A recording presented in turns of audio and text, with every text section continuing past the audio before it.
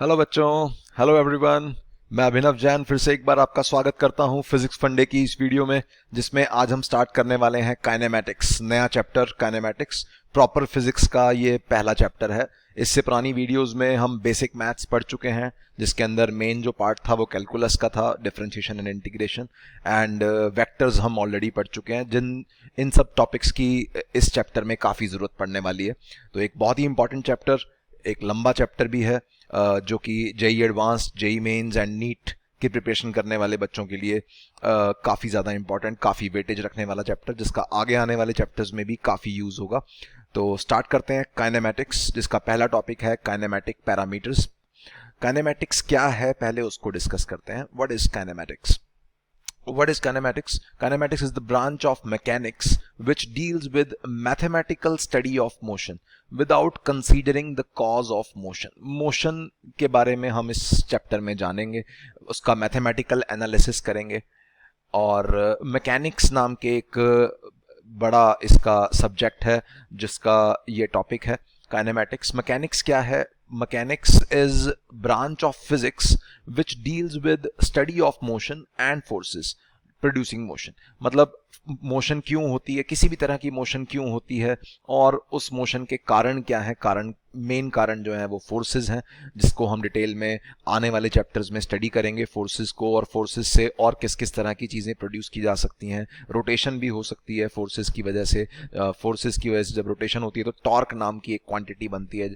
ये सब बातें हम आने वाले चैप्टर्स में देखेंगे, बट इस चैप्टर में हम सिर्फ और सिर्फ मैथमेटिकल एनालिसिस ऑफ मोशन करेंगे without considering the cause of motion. हम ये जाने बिना कि मोशन क्यों हो रही है, हम सिर्फ और सिर्फ उसका एनालिसिस करेंगे। किसी भी वजह से मोशन हो रही हो, हम सिर्फ उसका एनालिसिस करेंगे। अब एनालिसिस करने के कुछ पैरामीटर्स हैं जिन्हें हम काइनेमैटिक पैरामीटर्स कहते हैं, जो इस चैप्टर में बार बार मैं वो शब्द कुछ बोलता रहूंगा।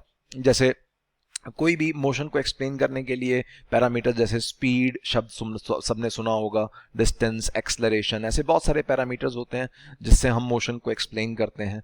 उन सबको हम काइनेमैटिक पैरामीटर्स कहते हैं। तो इस वीडियो के अंदर हम जो मेन फोकस हमारा रहेगा that is position, distance and displacement. ये तीन पैरामीटर्स हम इस वीडियो के अंदर देखने वाले हैं। बाकी पैरामीटर्स आने वाली वीडियोज में एक के बाद एक होते रहेंगे। स्टार्ट करते हैं। First is position and position vector. पहला पैरामीटर पोजीशन क्या है और पोजीशन वेक्टर क्या है। Position is defined as coordinates, simply coordinates X Y Z of the particle और object when observer is considered to be at origin. मतलब जो भी बंदा ऑब्जर्व कर रहा है मोशन को या होने वाली मोशन को, वो बंदे को हम ओरिजिन पे अज्यूम करते हुए चलते हैं, या कुछ भी नहीं मेंशन तो हम बंदे को ओरिजिन पे मानते हुए चलते हैं। तो उस बंदे के रिस्पेक्ट में, उस बंदे से स्टार्ट होके एक एक्स एक्सिस, वाई एक्सिस और एक जेड एक्सिस गुजरेगी अगर वो ओरिजिन पे है तो। ठीक है, जैसे मान लो सिंपल लैंग्वेज में अगर हम बात करें, मान लो मुझे किसी एक कमरे के अंदर किसी एक बॉक्स की या किसी एक बल्ब की पोजीशन डिस्क्राइब करनी है, तो मैं उसे ऐसे बोलूँगा कि ये बल्ब मुझसे इतने मीटर की दूरी पे है, इतनी हाइट पे है ग्राउंड से। बहुत सारी लैंग्वेज की मदद से भी हम उसको एक्सप्लेन कर सकते हैं, बट मैथमेटिकली एक्सप्लेन करने का तरीका क्या है? हम एक्स वाई जेड एक्सिस अपने आप को ओरिजिन मानते हुए कंसीडर करते हैं, कोई भी एक एक्स वाई जेड एक्सिस, और X comma Y comma Z position coordinates bulb के जो भी होंगे उसको हम सिंपली बता देते हैं एज इट्स पोजीशन। तो ये क्लियर होगा, सिंपल सी चीज है। पोजीशन कोऑर्डिनेट्स ही पोजीशन है किसी भी एक ऑब्जेक्ट या किसी भी एक पार्टिकल की। अब ये पार्टिकल क्या चीज है, ये शब्द हम बार बार यूज करने वाले हैं। देखो आने वाली वीडियोस में, इस चैप्टर में, आने वाले चैप्टर्स में भी पार्टिकल क्या है, ऑब्जेक्ट क्या है। पार्टिकल सिंपली हम अगर एक बहुत बड़ी बॉडी है तो वो बहुत सारे पार्टिकल से मिलके बनती है। मतलब पार्टिकल तुम मैथमेटिकली ऐसे समझ सकते हो कि एक टेंडिंग टू जीरो साइज का एक मास है, जिसे हम पार्टिकल कह रहे हैं। टेंडिंग टू जीरो साइज मतलब बिल्कुल पॉइंट साइज, जिसके कोई डायमेंशंस नापे नहीं जा सकते। और ऑब्जेक्ट क्या है? ऑब्जेक्ट है बहुत सारे पार्टिकल से मिलके बना हुआ कोई भी एक चीज। जैसे ये पेन है, ये पेन एक ऑब्जेक्ट है, इसमें बहुत सारे हम छोटे छोटे पार्टिकल्स कंसीडर कर सकते हैं। अब कई बच्चों के मन में ये डाउट बन रहा होगा कि सर एटम को पार्टिकल मान सकते हैं क्या? तो अब देखो, पार्टिकल एक हाइपोथेटिकल चीज है। एटम के भी तुम जानते हो, उसके एटम के अंदर भी इलेक्ट्रॉन्स होते हैं, प्रोटॉन्स न्यूट्रॉन्स होते हैं। तो एटम के भी फर्दर टुकड़े होते हैं, प्रोटॉन्स न्यूट्रॉन्स के भी फर्दर टुकड़े होते हैं, तुम आगे पढ़ोगे मॉडर्न फिजिक्स के अंदर।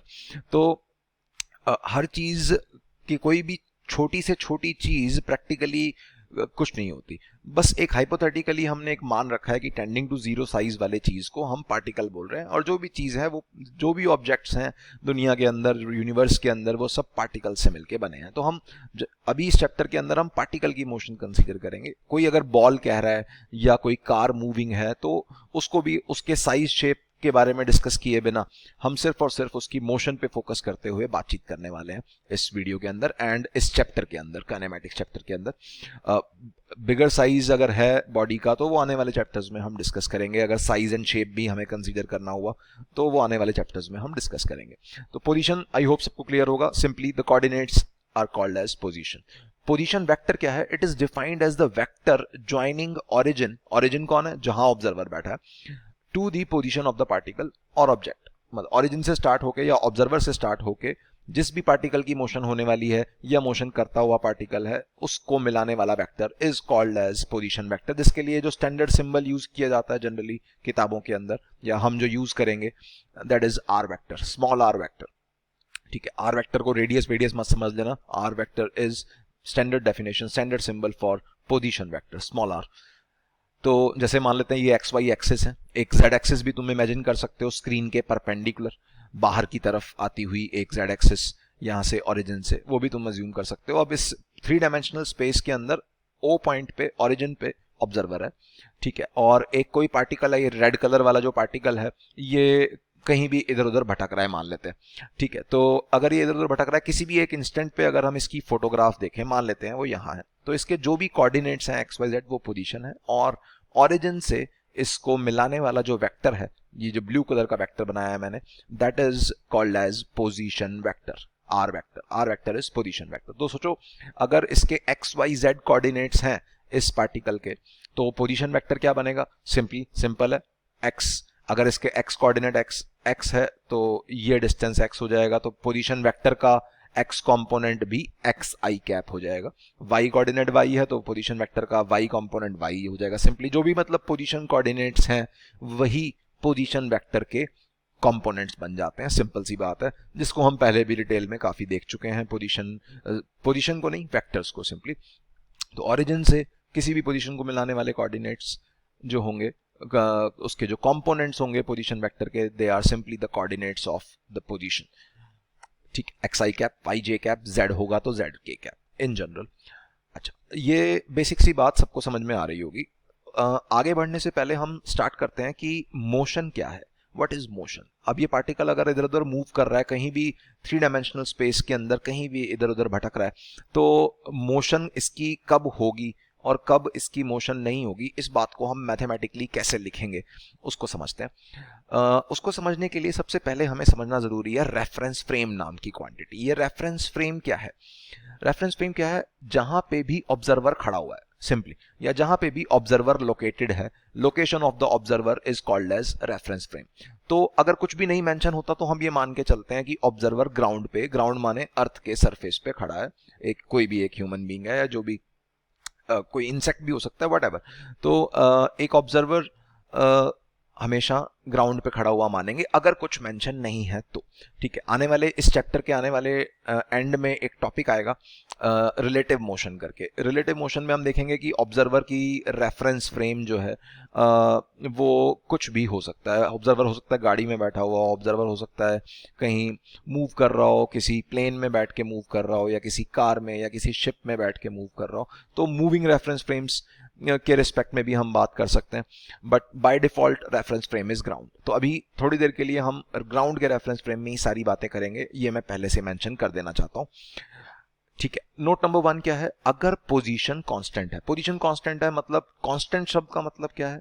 वक्त के साथ नहीं बदल रही। अगर position x Y z coordinates अगर वक्त के साथ नहीं बदल रहे तो पार्टिकल ऑब्वियसली कहां कैसा होगा? रेस्ट पे होगा। कोऑर्डिनेट्स चेंज ही नहीं हो रहे, वहीं बैठा रहेगा सिंपली। पोजीशन चेंज नहीं होगी तो ऑब्वियसली पोजीशन वेक्टर भी चेंज नहीं होगा, और अगर पोजीशन टाइम के साथ चेंज हो रही है तो हम उसे बोलेंगे मोशन में। ऑब्वियसली कॉमन सेंस की बात है, ज्यादा समझाने वाली कोई चीज नहीं है।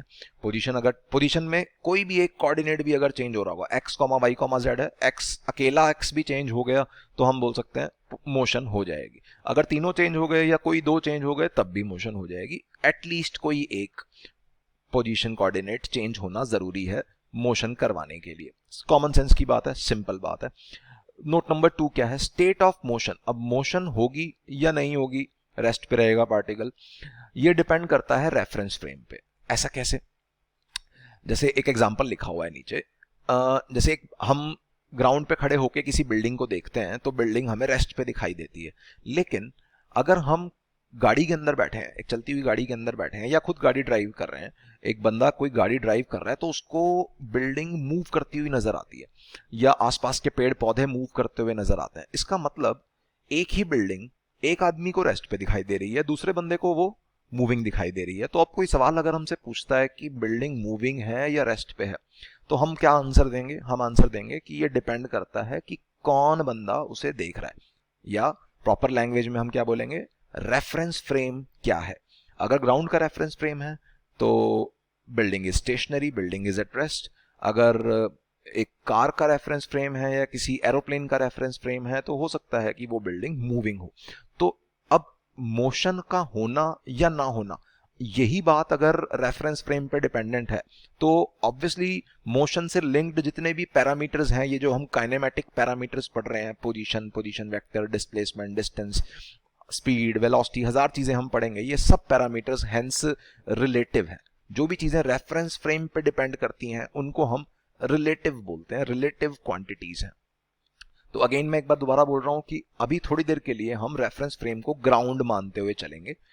आने वाले टॉपिक्स के अंदर हम एक रिलेटिव मोशन नाम का टॉपिक पढ़ेंगे जिसके अंदर हम अपना रेफरेंस फ्रेम चेंज करके भी बातें करेंगे। ठीक है, डिटेल में ये सारी बातें होंगी, बट एक बार बेसिक से स्टार्ट करने के लिए हम रेफरेंस फ्रेम को ग्राउंड मानते हुए चल रहे हैं। और अदरवाइज ये बात ध्यान में रखनी है कि जितने भी चीजें हैं, ये पोजीशन, वेलोसिटी, डिस्प्लेसमेंट, सारे काइनेमेटिक पैरामीटर्स रिलेटिव क्वांटिटीज हैं जो कि हम रिलेटिव मोशन में पढ़ेंगे। थोड़ी देर के लिए स्किप कर देंगे हम इन बातों को। नोट नंबर 2 को, नोट नंबर 3 क्या है, at a particular instant position vector, जिसको हमने आर वेक्टर का सिंबल दिया पिछले पेज पे, is a vector, is a fixed vector.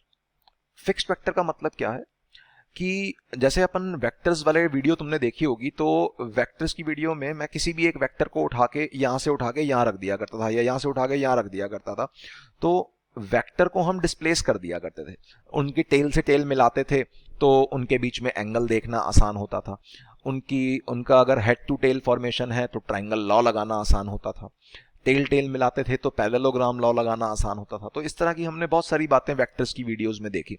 तो पोजीशन वेक्टर एक ऐसा वेक्टर है जिसको हम उठा के कहीं और नहीं रख सकते, चाहे तुम डायरेक्शन उसकी ना चेंज करो, मैग्नीट्यूड भी ना चेंज करो, लेकिन उसको डिस्प्लेस करके कहीं और ड्रॉ नहीं किया जा सकता, क्योंकि उसकी डेफिनेशन में क्या है, उसकी डेफिनेशन में उसकी जो टेल है वो हमेशा ओरिजिन पे रहती है। वो एक उसकी डेफिनेशन ही ये है कि वो ओरिजिन से स्टार्ट होगा और पार्टिकल की पोजीशन पे ही जाके खत्म होगा। तो उसका हेड हमेशा पार्टिकल की पोजीशन पे होगा और उसकी टेल हमेशा ओरिजिन पे होगी, तो उसे एक फिक्स्ड वेक्टर बोला जा रहा है। यहाँ पे इसको इधर उधर हम ड्रॉ नहीं किया कर सकते। अगर एक्स वाई प्लेन में अगर हमें डायग्राम बनाना है तो इसको कहीं और ड्रॉ नहीं किया जा सकता। ये बात ध्यान में रखनी है, बेसिक बात है, डेफिनेशन बेस्ड बात है। तो स्टार्ट करते हैं। पहला सवाल, illustration, a particle is moving such that its position coordinates x and y are constants, ठीक है, but z coordinate is changing with time, which of the following options is correct regarding its motion. बताना है कि वो particle किस तरह से इधर उधर घूम रहा होगा अगर उसके x और y कांस्टेंट्स हैं, x और y कोऑर्डिनेट्स कांस्टेंट्स हैं, केवल z कोऑर्डिनेट बदल रहा है। तो इमेजिन करने के लिए थोड़ी देर के लिए अपन एक x axis, y axis, z axis imagine करो। मान लेते हैं ये x एक्सिस है, ये y एक्सिस है, या चलो इसको z मान लेते हैं, ये z एक्सिस है, और स्क्रीन के अंदर की तरफ जाती हुई, स्क्रीन के अंदर की तरफ जाती हुई ये y एक्सिस है। अच्छा, एक तो अपनी पसंद से तुम एक्स वाई जेड एक्सिस नहीं मान सकते। शर्तें क्या हैं एक्स वाई जेड एक्सिस मानने की? ऑब्वियसली पहली शर्त तो ये है कि ये म्यूचुअली परपेंडिकुलर होने चाहिए, एक्स और वाई, वाई और जेड, जेड और एक्स म्यूचुअली परपेंडिकुलर एक्सिस होनी चाहिए। और दूसरी बड़ी इंपॉर्टेंट शर्त ये है कि वेक्टर्स में क्रॉस प्रोडक्ट के अंदर हमने एक बात पढ़ी थी कि आई कैप क्रॉस जे कैप के कैप के बराबर होता है। तो इस बात को हमेशा हम अप्लाई कर पाए, कुछ इसी तरह से हमें x Y Z axis assume करनी होती है या कंसीडर करनी होती है। ध्यान से देख लो, यहाँ पे ये आई कैप है, एक्स एक्सिस के अलोंग राइट साइड में आई कैप है, ये रहा, ये जे कैप है। तुम आई कैप क्रॉस जे कैप करके देखोगे तो तुम्हें के कैप दिखाई देगा। सोच लो आराम से सभी बच्चे, क्रॉस प्रोडक्ट की बातें हम कर चुके हैं, तो आई क्रॉस जे के कैप बनना चाहिए। एक्स एक्सिस पे अपना राइट हैंड रखो, स्क्रीन के अंदर की तरफ राइट हैंड की फिंगर्स को कर्ल करो तो तुम्हें थंब ऊपर की तरफ दिखाई देगा के कैप के अलावा। तो इसका मतलब ये हमने सही एक्सिस मानी है। अगर कोई बच्चा उल्टी दिशा में वाई एक्सिस मान रहा है या किसी भी एक एक्सिस को पलट रहा है तो वो एक्सिस कॉम्बिनेशन कंसीडर नहीं की जा सकती। ये बात बहुत इंपॉर्टेंट है, बहुत ध्यान में रखने वाली बात है। एक्स वाई जेड एक्सिस अपनी पसंद से तुम नहीं मान सकते। एक्स और वाई एक्सिस केवल एक्स वाई प्लेन का क्वेश्चन होता तो हम एक्स वाई एक्सिस कहीं भी मान सकते थे, लेकिन एक्स वाई जेड एक्सिस तीनों हैं तो हम वो अपनी पसंद से नहीं मान सकते। I cap cross J cap is equal to K cap, इस बात को फॉलो करती हुई होनी चाहिए X Y and Z axis. चाहो तो इसको अपने नोट्स में लिख लो अभी की अभी, ठीक है। अब ये एक्स वाई जेड एक्सिस में मान लेते हैं पार्टिकल यहाँ कहीं है, यहाँ कहीं अपना पार्टिकल है, पी नाम है इसका पार्टिकल का, और इसका z कोऑर्डिनेट चेंज हो रहा है, एक्स वाई कोऑर्डिनेट चेंज नहीं हो रहे। z कोऑर्डिनेट चेंज कब होता है सोचो, z कोऑर्डिनेट z एक्सिस पे अगर पार्टिकल चलता, पहले तो तीनों एक्सिस को इंडिविजुअली सोच लो आराम से। अगर ये पार्टिकल प्योरली एक्स एक्सिस पे चल रहा होता तो एक्स एक्सिस के हर पॉइंट का y और z कोऑर्डिनेट तो 0 0 होते हैं, सोचो आराम से, केवल x कोऑर्डिनेट चेंज हो रहा होता है। तो पार्टिकल अगर x एक्सिस पे चलता तो x कोऑर्डिनेट चेंज होता, y z फिक्स्ड रहते। पार्टिकल y एक्सिस पे चलता तो y कोऑर्डिनेट चेंज होता, x और z फिक्स्ड रहते। पार्टिकल z एक्सिस पे चलता तो z कोऑर्डिनेट चेंज होगा, x y फिक्स्ड रहेंगे। तो हो सकता है पार्टिकल z एक्सिस पे चल रहा हो, z एक्सिस की कोई ऑप्शन नहीं है यहाँ पे, ठीक है। अब और क्या हो सकता है, अब अगर z कोऑर्डिनेट को चेंज करवाना है, एक्स वाई को कांस्टेंट रखना है, तो हम ये बोल सकते हैं कि z एक्सिस के पैरेलल अगर वो किसी भी पाथ पे चल रहा हो, अगर z एक्सिस के पैरेलल किसी भी पाथ पे चल रहा होगा तो उसका x और y कोऑर्डिनेट तो कांस्टेंट रहेगा। सोच के देखो आराम से, जैसे ये नीचे ये एक्स वाई प्लेन है अपना, ये जो प्लेन है ये एक्स वाई प्लेन है। मान लेते हैं ये जो मैंने रेड वाली लाइन बनाई है, ये रेड वाली लाइन एक्स वाई प्लेन को लेट्स से किसी 3,4 पे इंटरसेक्ट कर रही है। तो सोच के देखो, इस रेड वाली लाइन के हर पॉइंट पे y कोऑर्डिनेट 4 होगा और x कोऑर्डिनेट 3 होगा डेफिनेटली। सोच लो आराम से, अगर ये ब्लू प्लेन के अंदर एक्स वाई प्लेन के अंदर एक पॉइंट लिया है मैंने, तो इसका z कोऑर्डिनेट कितना होगा, z कोऑर्डिनेट तो 0 होगा। अगर एक्स वाई प्लेन है तो z एक्सिस पे तो हमने कोई डिस्टेंस चला ही नहीं। तो एक अगर ये रेड वाली लाइन 3,4,0 से पास हो रही है तो रेड वाली लाइन अगर z एक्सिस के पैरेलल है तो इसके हर पॉइंट पे x कोऑर्डिनेट 3 ही बनना है, क्योंकि इस पूरी लाइन का x एक्सिस के अलोंग डिस्टेंस नापे तो दैट इज 3, y एक्सिस के अलोंग डिस्टेंस नापे तो 4। तो इस रेड वाली लाइन पे हर जगह x और y कांस्टेंट्स हैं, केवल z कोऑर्डिनेट चेंज हो रहा है। तो पार्टिकल हो सकता है z एक्सिस पे ही चल रहा हो या z एक्सिस के पैरेलल कहीं चल रहा हो, अगर उसका z कोऑर्डिनेट वक्त के साथ बदल रहा है तो particle may B at rest. अब बोल ही रखा है मूव कर रहा है, z कोऑर्डिनेट टाइम के साथ बदल रहा है, तो रेस्ट पे तो नहीं हो सकता, ऑब्वियसली ए ऑप्शन गलत। Particle is moving in x y plane, गलत। एक्स वाई प्लेन में अगर वो मूव करेगा तो एक्स और वाई कोऑर्डिनेट्स बदलने शुरू हो जाएंगे, जबकि कहा जा रहा है एक्स वाई कोऑर्डिनेट्स कांस्टेंट्स हैं। See particle may be moving parallel to X और वाई एक्सिस, एक्स और वाई एक्सिस के पैरेलल या उन पे चलेगा तो एक्स और वाई कोऑर्डिनेट्स बदल जाएंगे। तो सी भी गलत है, only D option is correct. I hope simple question है, कॉमन सेंस से सोचना है बस, क्लियर होगा सबको। आगे बढ़ रहा हूं मैं, इलस्ट्रेशन नंबर 2, जिसको पिछला सवाल अच्छे से समझ में आ गया इसको सोचो, ट्राई करो, वीडियो पॉज करो, मैं आगे बढ़ रहा हूं। अ particle is moving such that its position coordinate x is constant। अब यहां पे सिर्फ x कांस्टेंट है और y और z कोऑर्डिनेट्स वक्त के साथ बदल रहे हैं, x is constant। Which of the following options is correct regarding the motion. अब दो कोऑर्डिनेट्स बदल रहे हैं वक्त, किस तरह से बदल रहे हैं वो हमें नहीं दिया गया। एक कोऑर्डिनेट कांस्टेंट है, दो कोऑर्डिनेट वक्त के साथ बदल रहे हैं, मोशन कैसी होगी ये हमें सोचना है। तो फिर से अपन वही x axis, y axis, z axis imagine करते हैं। ठीक है, वैसे ही सेम इमेजिन कर रहा हूं मैं, ये एक्स है, ये जेड है, और स्क्रीन के अंदर की तरफ जाती हुई परपेंडिकुलरली ये अपनी वाई एक्सिस है। ठीक है, पार्टिकल मान लेते हैं यहां कहीं, ये अपना पार्टिकल है पी। ये किस तरह से मूव करे कि such that y z coordinates वक्त के साथ बदल जाएं।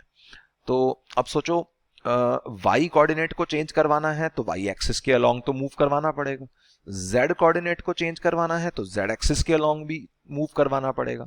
एक्स कोऑर्डिनेट को कांस्टेंट रखना है, इसका मतलब इसे राइट या लेफ्ट मूव नहीं करवाना, राइट या लेफ्ट मूव नहीं करवाना। अब हो सकता है कि ये पार्टिकल इस जेड एक्सिस के पैरेलल मूव कर रहा हो। अगर केवल जेड एक्सिस के पैरेलल मूव कर रहा होगा तो जेड कोऑर्डिनेट अकेला चेंज होगा, वाई कोऑर्डिनेट चेंज नहीं हो पाएगा। ये हम इलस्ट्रेशन नंबर 1 में देख चुके हैं।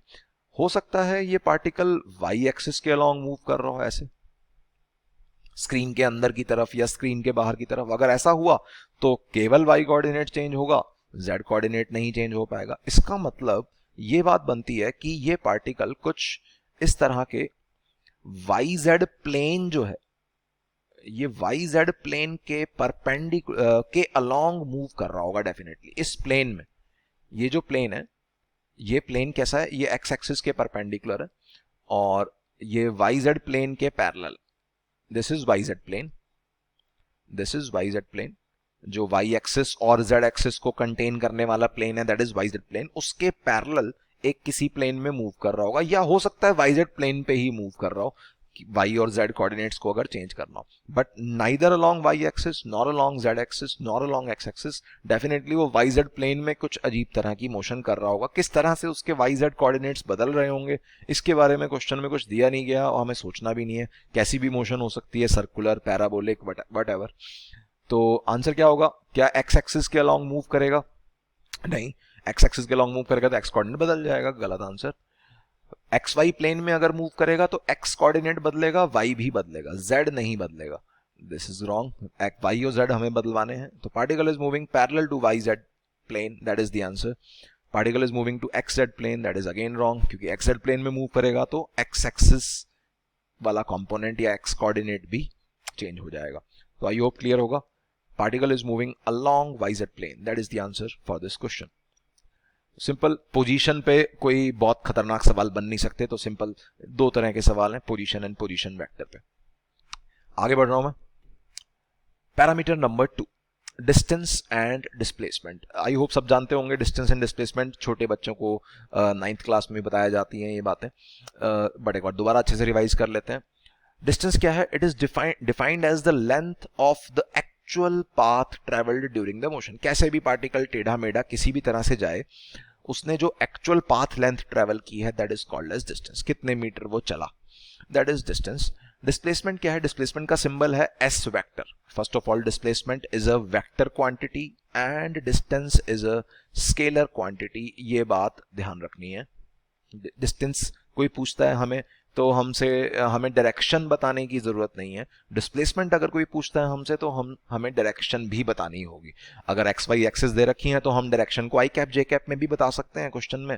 अगर एक्स वाई एक्सिस नहीं दे रखी, अंग्रेजी में बातें कर रहे हैं, नॉर्थ ईस्ट वेस्ट साउथ जैसे नाम यूज किए जा रहे हैं क्वेश्चन में, तो हम नॉर्थ ईस्ट वेस्ट साउथ की टर्म्स में भी डायरेक्शन को एक्सप्लेन कर सकते हैं। तो डिस्प्लेसमेंट क्या है? Displacement is defined as a vector joining initial position to final position.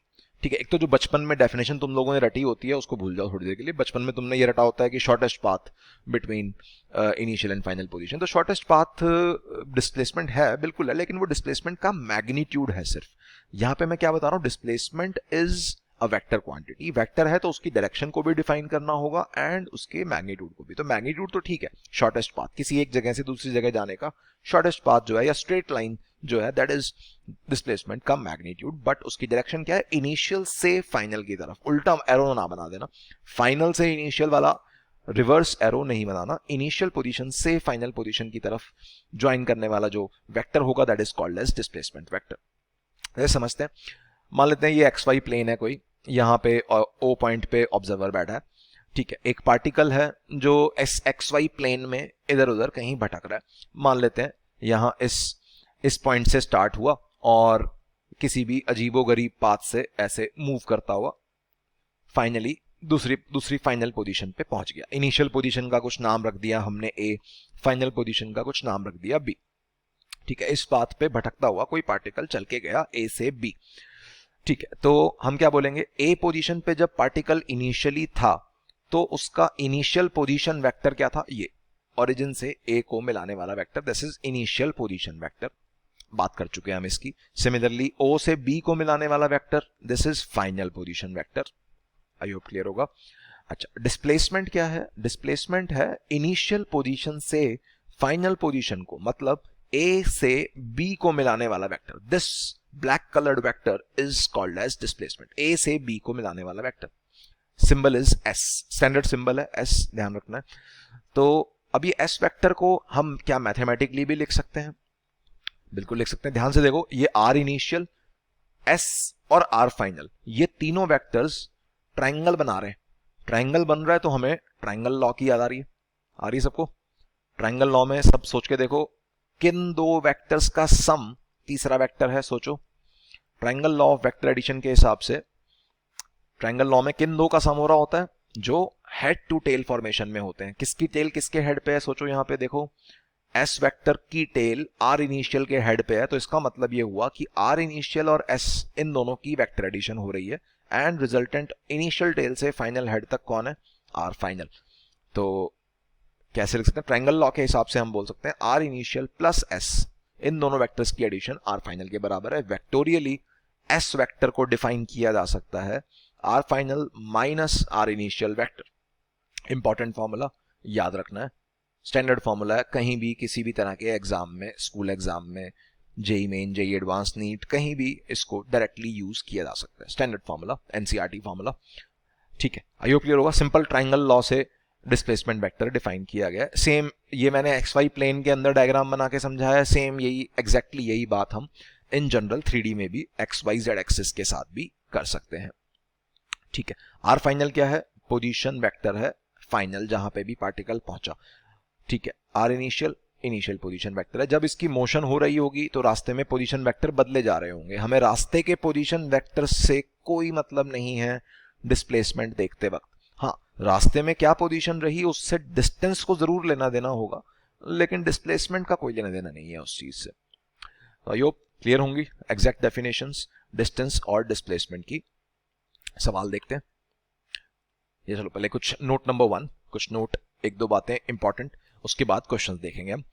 Note number 1, magnitude of displacement S vector का mod is the shortest path. बचपन वाली बात, 9th क्लास वाली बात याद ही होनी चाहिए सबको, बेसिक बात है। नोट नंबर 2, अगर ये डिस्प्लेसमेंट का मैग्नीट्यूड शॉर्टेस्ट है तो ऑब्वियसली किसी और रास्ते से अगर पार्टिकल जाएगा तो उसका जो डिस्टेंस ट्रेवल्ड होगा वो हमेशा डिस्प्लेसमेंट वेक्टर के मैग्नीट्यूड से बड़ा होगा, या इक्वल टू भी हो सकता है। बीच में देखो ग्रेटर देन और इक्वल टू का साइन है। इक्वल टू कब होगा, जब पार्टिकल या कोई भी बंदा या कोई भी ऑब्जेक्ट स्ट्रेट पाथ से ही चला गया, बिना मुड़े, सीधा इनिशियल पोजीशन से फाइनल पोजीशन, स्ट्रेट रास्ते पे ही निकल गया, तो डिस्टेंस भी वही और डिस्प्लेसमेंट का मैग्नीट्यूड भी वही, ठीक है। एक तो लैंग्वेज प्रॉपर यूज करनी है, डिस्टेंस ग्रेटर देन डिस्प्लेसमेंट होता है, ऐसा नहीं कह रहा मैं, प्रॉपर लैंग्वेज यूज कर रहा हूं मैं, तुम भी प्रॉपर लैंग्वेज यूज करो।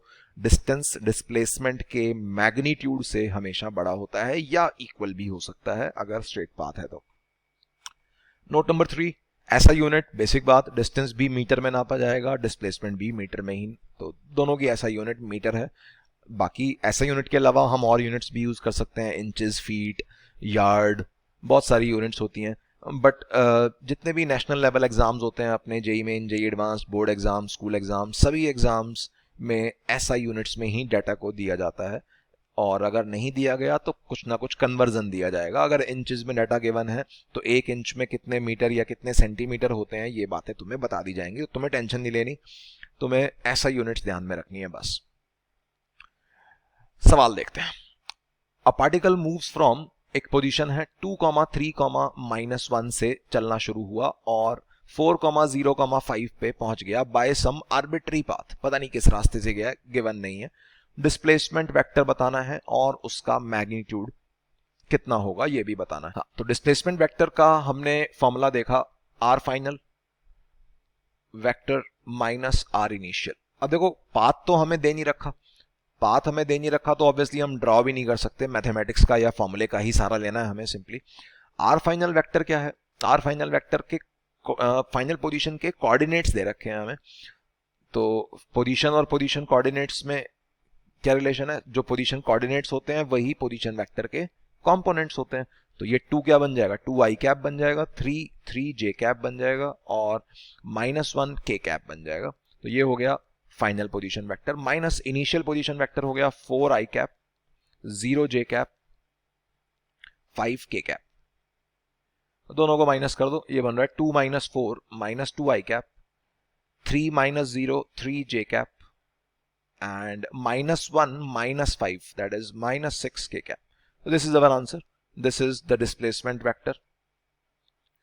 और इसका मैग्नीट्यूड कितना है, कितने मीटर की डिस्प्लेसमेंट हुई अगर ऐसे पूछ रहे हैं सिंपली बिना डायरेक्शन के, बिना आई कैप जे कैप के, तो डिस्प्लेसमेंट वेक्टर का मैग्नीट्यूड या किसी भी वेक्टर का मैग्नीट्यूड होता है उसके एक्स कंपोनेंट का स्क्वायर प्लस वाई कंपोनेंट का स्क्वायर प्लस z कंपोनेंट का स्क्वायर। माइनस मैंने लगाया नहीं क्योंकि स्क्वायर से माइनस तो हट ही जाना है।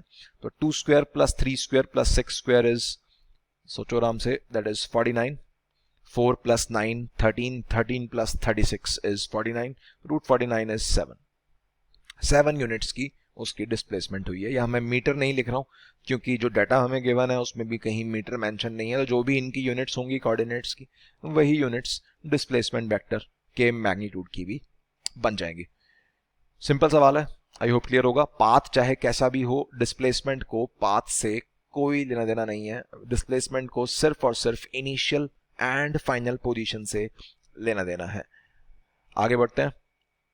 Illustration number 4, a ball moves from A to B. इस ए पोजीशन से बी पोजीशन पे बॉल गई on a semi circular path on x y plane. X y plane question में मेंशन्ड है, ठीक है। सेमी, इस ए से बी सेमी सर्कल पाथ है, आर इसका रेडियस भी गिवन है डायग्राम में। बताना है इस रास्ते में डिस्टेंस कितना है, डिस्प्लेसमेंट कितना है ए से बी तक। तो पहले क्वेश्चन का आंसर डिस्टेंस, सोचो बताओ। Distance pi R, semi circle की length is pi R, answer. Displacement, displacement vector है तो वेक्टोरियली ही उसे मेंशन करेंगे। ए से बी तक डिस्प्लेसमेंट वेक्टर की डेफिनेशन है इनिशियल पोजीशन से फाइनल पोजीशन को मिलाने वाला वेक्टर, मतलब ये वाला vector. This vector is our displacement vector, S vector. इसकी लेंथ कितनी है ए से बी तक, इसकी लेंथ हो गई डायमीटर के बराबर, मतलब 2r, 2 टाइम्स रेडियस। और इसकी डायरेक्शन सोचो कैसी है, प्योरली एक्स एक्सिस के अलॉन्ग है, दैट इज आई कैप। तुम चाहो तो इसे final position minus initial position vector करके भी लिख सकते हो। जैसे इसके पोजीशन कोऑर्डिनेट्स हैं r,0, तो ये क्या बना, r i cap 0 j cap. Initial position coordinates हैं -r,0, तो ये बन गया -r i cap 0 j cap. जब तुम सब्ट्रैक्ट करोगे तो r माइनस माइनस r क्या बना, 2r i cap and 0 - 0 j cap. वही अपना आंसर है, 2r i cap 0 j cap. कैसे भी सोच सकते हो, मैथमेटिकली भी सोच सकते हो, डायग्राम से फील आ रही है तो डायग्राम से लिख दो। Magnitude is 2r, direction is I cap. Similarly यही सेम काम दूसरा क्वेश्चन भी है, ए से सी तक भी करना है। ए से सी तक आधा रास्ता, ए से सी तक अपना डिस्प्लेसमेंट वेक्टर कैसा बनेगा, ये इनिशियल से फाइनल पोजीशन इस बारी सी है सेकंड क्वेश्चन में। तो डिस्प्लेसमेंट वेक्टर ए से सी तक का कुछ ऐसा है, टेढ़ा सा। तो डिस्टेंस कितना है, डिस्टेंस तो सिंपल है, क्वार्टर सर्कल का फॉर्मूला। क्वार्टर सर्कल की लेंथ पूरे सर्कल की 2 पाई आर होती है, तो 1/4 सर्कल की हो जाएगी 2 पाई आर बाय 4 या पाई आर बाय 2। ये तो सिंपल है। डिस्प्लेसमेंट वेक्टर ए से सी में, डिस्प्लेसमेंट वेक्टर है ए से सी को मिलाने वाला एसी वेक्टर। एसी वेक्टर क्या है, अब इसका मैग्नीट्यूड सोचो, डायरेक्शन सोचो, या तो ऐसे सोच सकते हो या फिर सिंपली कोऑर्डिनेट्स माइनस करके लिख दो। Final position coordinate minus initial position coordinate. तो सी का फाइनल, सी का पोजीशन कोऑर्डिनेट क्या है सोचो, ये है वाई एक्सिस का पॉइंट है, तो एक्स कोऑर्डिनेट हो गया 0 और वाई कोऑर्डिनेट हो गया इसका रेडियस जितना, सेंटर से या ओरिजिन से तो रेडियस जितनी हाइट पे ही है। तो 0 minus minus R final position का X coordinate minus initial position का X coordinate, 0 minus minus R I cap plus final position का y coordinate minus initial position का y coordinate, that is r minus 0 j cap. तो ये बन रहा है r i cap plus r j cap, या simply r को common ले सकते हैं, r times i cap plus j cap. ठीक है, इसको मैथमेटिकली अगर तुम्हें फॉर्मूला लगाने में मजा नहीं आ रहा तो तुम ज्योमेट्रिकली देख भी सकते हो। इस वेक्टर की लेंथ सोचो कितनी होगी, इस AC वेक्टर की लेंथ पाइथागोरस थ्योरम से सोच सकते हो। ये बेस भी रेडियस है, ये हाइट भी रेडियस है, तो ये हो गया root of r square plus r square, that is root 2r। Check भी कर लो क्या इस वेक्टर का मैग्नीट्यूड रूट 2r है? हाँ है।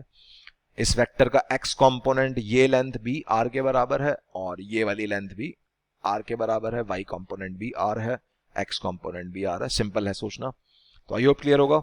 डिस्टेंस, डिस्प्लेसमेंट, डिस्प्लेसमेंट जब भी कोई पूछता है तो हमें डायरेक्शन के साथ आंसर करना है। स्कूल एग्जाम में अगर क्वेश्चन आ रहा है, सब्जेक्टिव क्वेश्चन आ रहा है, उसमें अगर तुम डायरेक्शन मेंशन करना भूल जाओगे तो नंबर कटेंगे इस बात के। केवल मैग्नीट्यूड मेंशन नहीं करना। 9th क्लास में डायरेक्शन मेंशन करने के लिए आई कैप जे कैप का सहारा नहीं होता था हमारे पास, तो हम सिर्फ मैग्नीट्यूड मेंशन किया करते थे। But this is class 11th, directions के साथ आंसर करना है। आई होप क्लियर होगा। आगे बढ़ रहा हूं। आखिरी सवाल एक सिंपल सा, इलस्ट्रेशन नंबर 5। एक बंदा, एक person walks 30 metre towards east, takes a left turn, walks 60 meter and then takes a right turn, then walks 50 meter to reach her destination.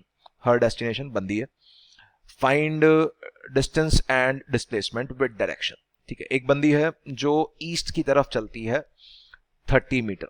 तो सबसे पहले तो ईस्ट वेस्ट नॉर्थ साउथ इस screen पे मुझे बनाने हैं, तो मैं कुछ कंसीडर कर लेता हूं।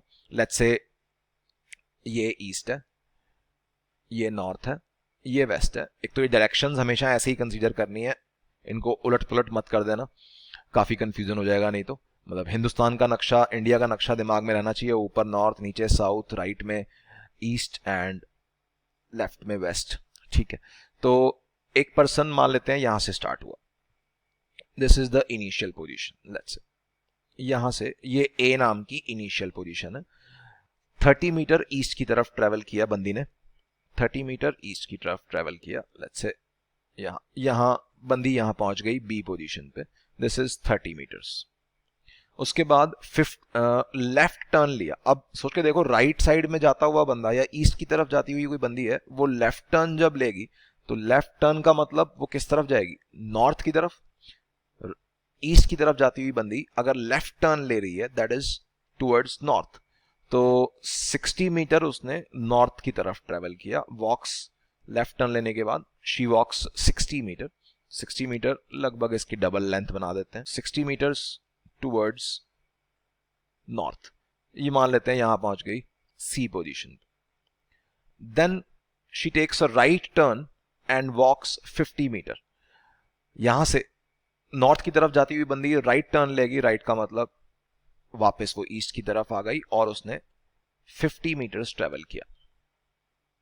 फाइनली वो अपनी डेस्टिनेशन पे पहुंच गई, डी पोजीशन पे। बताना है डिस्टेंस कितना ट्रेवल किया, डिस्प्लेसमेंट कितनी ट्रेवल की। तो डिस्टेंस तो चलो सिंपल है, यहां लिख देते हैं। डिस्टेंस कितना होगा? 30 plus 60 plus 50। Distance is very simple to calculate. 30 plus 60 plus 50 कितना बना? ये 140 मीटर्स का डिस्टेंस ट्रेवल किया। And displacement, displacement is a vector quantity, मतलब अब आंसर डिस्प्लेसमेंट का आंसर हमें direction as well as magnitude दोनों में देना है। तो displacement is A D vector, initial से फाइनल पोजीशन, मतलब ये वाला vector. This is our displacement vector, इसका मैग्नीट्यूड एंड इसकी डायरेक्शन।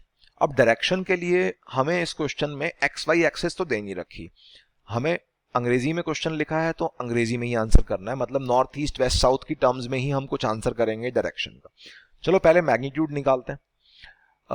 ये डिस्प्लेसमेंट वेक्टर का मैग्नीट्यूड कैसे निकलेगा? एक राइट एंगल ट्राइंगल कंसीडर कर लेते हैं। देखो यहां से एक परपेंडिकुलर ड्रॉप किया, कौन सी लाइन पे? ए बी वाली लाइन पे। इस फिगर को कंप्लीट करते हैं। इस ट्राइंगल के का हाइपोटेन्यूज है ये एडी वेक्टर, डिस्प्लेसमेंट वेक्टर। अगर मुझे बेस और परपेंडिकुलर मिल जाए तो हाइपोटेन्यूज भी मिल जाएगा। और सोचो बेस परपेंडिकुलर मुझे पता है ये तो 30 है ही, ए से बी तक का 30 है, और इस पॉइंट का भी कुछ नाम रख देते हैं, एम नाम रख देते हैं। ये बी से एम का डिस्टेंस सोचो बिल्कुल सी डी जैसा होगा, 50 मीटर ये हो गया, रेक्टेंगल है ये, B M D C is a rectangle, सब 90-90 डिग्री है, proper left turn proper right turn है, 90 डिग्री पे ही मान के चलेंगे हम। तो ये 30 हो गया, ये 50, तो बेस हो गया 80 का, और ये जो डीएम लेंथ है ये बिल्कुल सीबी लेंथ जैसी हो जाएगी। ये कितनी हो गई, ये हो गई 60 मीटर्स, रेक्टेंगल की अपोजिट साइड बराबर होती है। तो एडी वेक्टर का जो मैग्नीट्यूड बनता है, डिस्प्लेसमेंट का जो मैग्नीट्यूड है वो कितना है, वो है, इस AMD ट्राइंगल को देख रहा हूं मैं, AMD ट्राइंगल में हाइपोटेन्यूज की लेंथ हमारा मैग्नीट्यूड का आंसर है। हाइपोटेन्यूज की लेंथ होती है रूट ऑफ बेस का स्क्वायर प्लस परपेंडिकुलर का स्क्वायर। सोच लो आराम से, बेस 80 मीटर है, 30 + 50, परपेंडिकुलर 60 मीटर है, तो root of 80 square is 6400, 60 square is 3600, तो 64 + 36 इज नथिंग बट 100, तो 100 मतलब 10,000, 100 का स्क्वायर है ये, तो 10,000 का रूट इज 100 मीटर। 100 मीटर की डिस्प्लेसमेंट है। एंड डायरेक्शन कैसे एक्सप्लेन करेंगे इसकी, डिस्प्लेसमेंट की डायरेक्शन। अब डायरेक्शन को हमें अंग्रेजी में लिखना है। अब देखो ये डायरेक्शन है, ये डायरेक्शन कोई प्रॉपर नॉर्थ या प्रॉपर ईस्ट तो नहीं है। अच्छा, एक सिली मिस्टेक बच्चे करते हैं, इसको नॉर्थ ईस्ट कह देते हैं, वो बिल्कुल गलत है। नॉर्थ ईस्ट क्या है, नॉर्थ ईस्ट एकदम बिल्कुल नॉर्थ और ईस्ट के बीच की डायरेक्शन होती है। मतलब 45 डिग्री का अगर ये एंगल बनेगा, अगर नॉर्थ ईस्ट डायरेक्शन कोई बोल रहा है तो नॉर्थ ईस्ट डायरेक्शन एकदम 45 डिग्री एंगल बनाती है। अगर 45 डिग्री एंगल इस वेक्टर का बना तो हम नॉर्थ ईस्ट कह सकते हैं, अदरवाइज नहीं। तो सोचना है ये वाला एंगल जो थीटा एंगल है, ये थीटा क्या 45 है, ईस्ट और नॉर्थ के बीच की डायरेक्शन है, ये हमें क्लियर है। बट क्या ये थीटा 45 होगा, तो टैन थीटा देखो इसका, इस थीटा का अगर हम टैन देखें तो टैन थीटा बन रहा है, परपेंडिकुलर है 60 और बेस है 80, तो 60/80 बन रहा है। 60/80 मतलब 20 से कैंसिल हो गया, तो 3/4। टैन थीटा 3/4 होता है क्या 45 डिग्री का, नहीं। तो इसका मतलब थीटा 45 डिग्री नहीं है, मतलब ये डायरेक्शन नॉर्थ ईस्ट नहीं है। तो इसको कैसे लिखें, तो ये थीटा कितना है, याद करो 3-4-5 वाला ट्राइंगल, टैन थीटा 3/4 कब होता है, ट्रिग्नोमेट्री में सारी बातें पढ़ चुके हैं अपन। ये टैन थीटा 3/4 होता है 37 डिग्री पे, तो 37 डिग्री, अब इसको कैसे लिखेंगे, हम लिखेंगे ईस्ट से 37 डिग्री नॉर्थ की तरफ। ईस्ट से देखें तो हम बोलेंगे 37 डिग्री नॉर्थ की तरफ जाएं तो डिस्प्लेसमेंट वेक्टर बनेगा। या तुम नॉर्थ से भी देख सकते हो, ये डायरेक्शन नॉर्थ थी, ये नॉर्थ डायरेक्शन है, नॉर्थ से अगर मेजर करोगे तो ये एंगल 53 डिग्री होगा। ये थीटा अगर 37 डिग्री है, तो इसको अंग्रेजी में लिखने का क्या तरीका है, इसको हम बोलेंगे 37 डिग्री नॉर्थ ऑफ ईस्ट, या तो ऐसे बोलो, या ऐसे भी बोल सकते हो कि नॉर्थ से 53 डिग्री ईस्ट की तरफ, 53 डिग्री ईस्ट ऑफ नॉर्थ। सोच लो आराम से, हिंदी में सोचो, ईस्ट से 37 डिग्री नॉर्थ की तरफ जो डायरेक्शन बनती है उस डायरेक्शन में डिस्प्लेसमेंट है, या नॉर्थ से 53 डिग्री ईस्ट की तरफ जाएं तो जो डायरेक्शन बनती है उस डायरेक्शन में डिस्प्लेसमेंट है। तो इस तरह से हम डायरेक्शंस को अंग्रेजी में या लैंग्वेज में लिख सकते हैं, अगर आई कैप जे कैप क्वेश्चंस में मेंशन नहीं है तो। अब इस क्वेश्चन में अगर कोई बच्चा आई कैप जे कैप मान के, एक्स एक्सिस वाई एक्सिस मान के काम कर रहा है, तो अपने आंसर को गलती से भी आई कैप जे कैप में मत छोड़ाना, सब्जेक्टिव पेपर में नंबर कट जाएंगे, क्योंकि क्वेश्चन में कहीं मेंशन नहीं है एक्स एक्सिस वाई एक्सिस। जो पिछले सवाल थे हमारे इलस्ट्रेशन 1 2 3 4, उनमें एक्स वाई एक्सिस मेंशन थे, तो हम आंसर्स को आई कैप जे कैप में छोड़ रहे थे। इस क्वेश्चन में नहीं मेंशन, तो हम प्रॉपर इंग्लिश में आंसर करेंगे, ना कि आई कैप जे कैप में। आई होप क्लियर होगा सबको। एक इजी टॉपिक्स थे, पोजीशन, डिस्टेंस एंड डिस्प्लेसमेंट। अगली वीडियो में हम देखेंगे average speed and average velocity. मिलते हैं अगली वीडियो में। जिसने अब तक सब्सक्राइब नहीं किया है प्लीज सब्सक्राइब करो। वीडियो पसंद आ रही है तो लाइक का बटन दबाओ। आई होप सबको सब कुछ समझ में आ रहा होगा। Bye bye, take care.